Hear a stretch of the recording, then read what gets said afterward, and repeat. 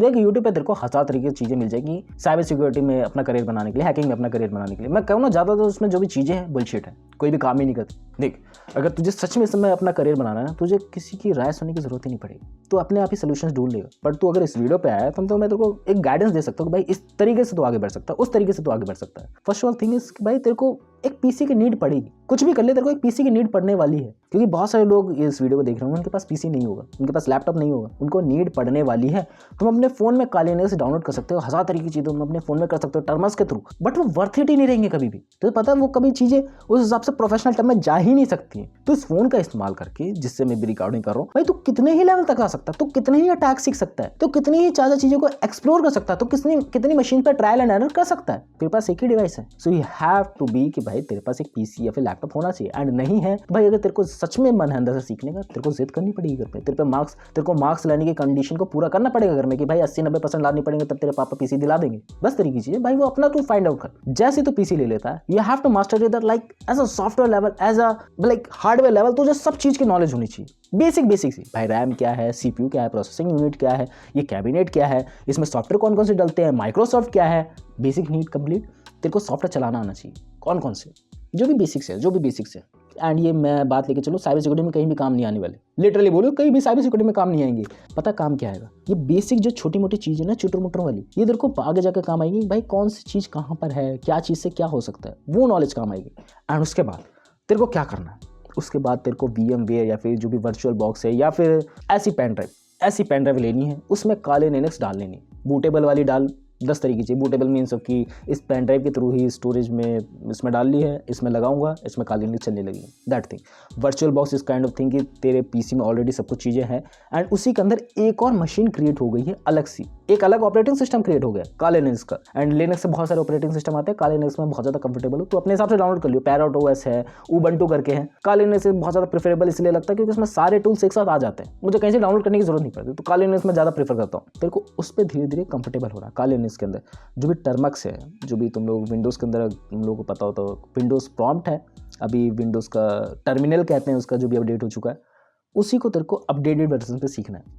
Updated version उसमें बहुत सारे कमांड है, LS करके, CD करके, जो भी नॉर्मल से कमांड है तेरे को लाइक काइंड ऑफ सीख लेना है।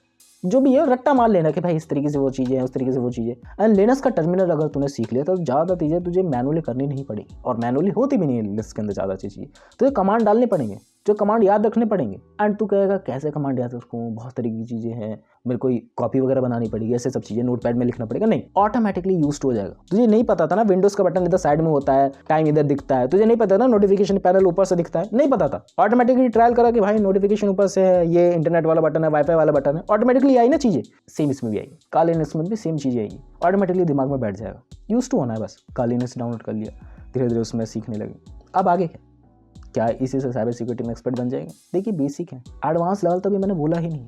ये बेसिक इतने लेवल का है ना कि तुझे बेसिक में ही खेलते रहना है जब तक तो उसमें कंफर्टेबल ना हो जाए, जब तक तेरे को वो इरिटेशन अंदर से ना कि भाई क्या मैं माउस का इस्तेमाल कर लूँ, क्या मैं इस कीबोर्ड के इस प्रॉम्प्ट को कहीं से जनरेट करा के उसको काले लिनक्स का टर्मिनल में डालूँ, तब जाके वो चीज़ें हो जाएंगी। जब तेरे को बेसिक हो जाएगा ना, वो यहाँ जो मन में कब कभी है चलाने की चीज़ें, जब तक उसमें कंफर्टेबल नहीं हो जाएगा आगे नहीं बढ़ना कि भाई यहाँ पर कब कभी हो रही है कि भाई ये अब कैसे होगा, इसमें AR आ रहा है, अब आगे कैसे बढ़ूंगा, वो कंफर्टेबल नहीं हो जाता ना, तब तक तुझे और कुछ चीज़ें करनी ही नहीं। कंफर्टेबल हो गया, अब आगे बढ़ और टूल्स का इस्तेमाल करना सीख, क्योंकि साइबर सिक्योरिटी में मेन चीज़ टूल्स का होते हैं, बाकी तो अपना दिमाग भी होता है, अलग अलग चीज़ें टूल्स के ऊपर डिपेंड करती हैं।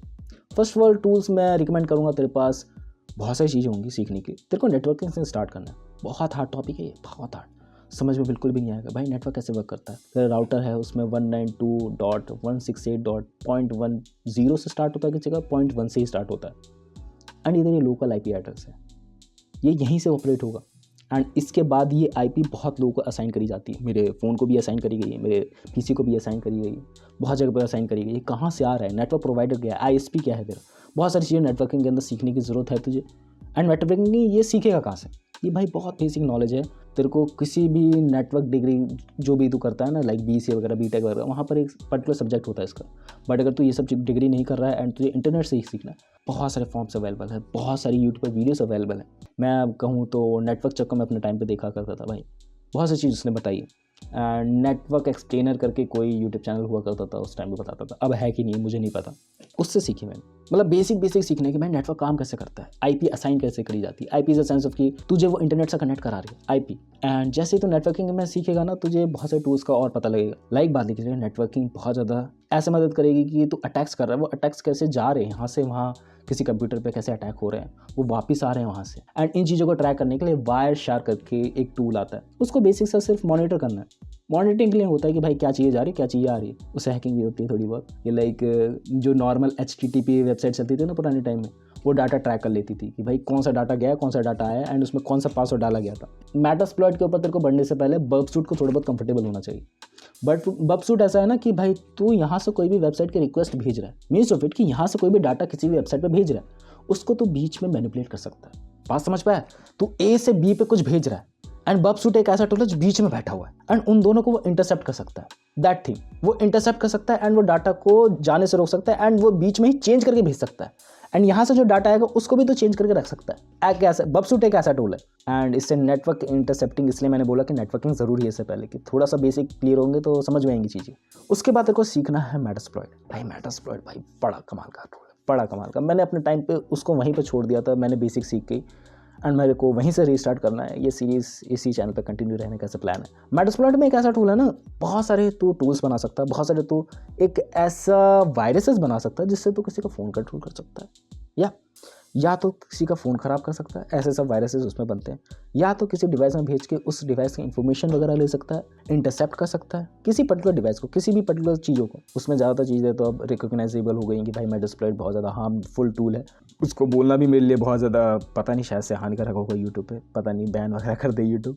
आगे बढ़ो ना, मेटास्प्लॉइट में बहुत सारी ऐसी चीज़ें जो तेरे को बाद में काम आएंगी पेलोड्स वगैरह बनाने में। अब वो काम आएगी कहाँ आएगी, I don't know about it, क्योंकि मैंने अभी तक ये सब चीज़ें नहीं कर पाया हूँ एंड करनी थी मुझे। इसके बाद अगर ये तूने 3-4 बेसिक से टूल्स को सीख लेना, बेसिक नहीं मैं कहूँ एडवांस लेवल पे भी ये वर्क होता है, साइबर सिक्योरिटी के ऑफिशियल जो भी कर्मचारी हैं वो इसका इस्तेमाल करते हैं बोलूँ तो। उसके बाद तेरे को सीखना है कि लाइक एक पर्टिकुलर मशीन को तुझे कैसे हैक करना हो, उस पर कंट्रोल पाना हो, या फिर उसमें कमियाँ ढूंढना हो। बहुत तरीके की चीज़ों को बोला जाता है इसको।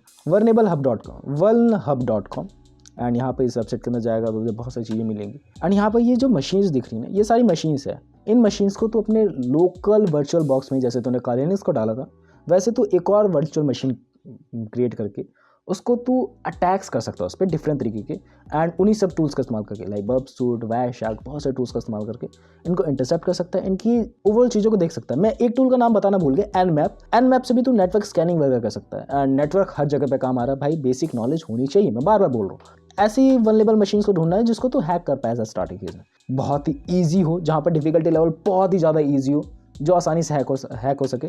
ऐसी वल्नरेबल वेबसाइट को, ऐसी वल्नरेबल मशीन्स को उठाना है, VMware में डालना है एंड उसको जस्ट हैक करने की कोशिश करना है। एंड इससे क्या होगा, इससे ये नहीं होगा तो साइबर सिक्योरिटी का प्रोफेशनल बन जाएगा, इससे ये नहीं होगा तो भाई बहुत ज़्यादा एक्सट्रीम लेवल पे बंदा बन जाएगा इस फील्ड में। इससे सिर्फ बेसिक सी चीज़ होगी, तेरा दिमाग खिलेगा इस फील्ड में कि भाई किस तरीके की वर्किंग होती है बैकएंड में एज अ स्मॉल लेवल पे किस लेवल की थिंकिंग होती है। फिर तुझे हार्ड लेवल पे जाना है, फिर तेरे को ऑनलाइन बहुत सारी ऐसी वल्नरेबल हब जैसी वेबसाइट मिलेगी जो तेरे को ऑनलाइन हैक कराने में मदद करती है, लाइक ट्राई हैक मी हो गया, हैक द बॉक्स हो गया, बहुत सारे नाम सुने होंगे अगर तू इस फील्ड से अपडेटेड होगा तो। सो इन वेबसाइट पे जाके तो डिफरेंट चीज़ें परफॉर्म करनी है एंड तब तक करते रहना जब तक कंफर्टेबल ना हो जाए, and that's called the like real way of the cyber security. भाई तू कमियाँ ढूंढ रहा है एंड ये हमारा रियल काम है। ये काम नहीं है कि हम लोग को किसी फ़ोन को हैक करना है, ये काम नहीं है किसी के PC को हैक करना है, उसके पैसे उड़ाने हैं, ये काम नहीं होता कभी भी।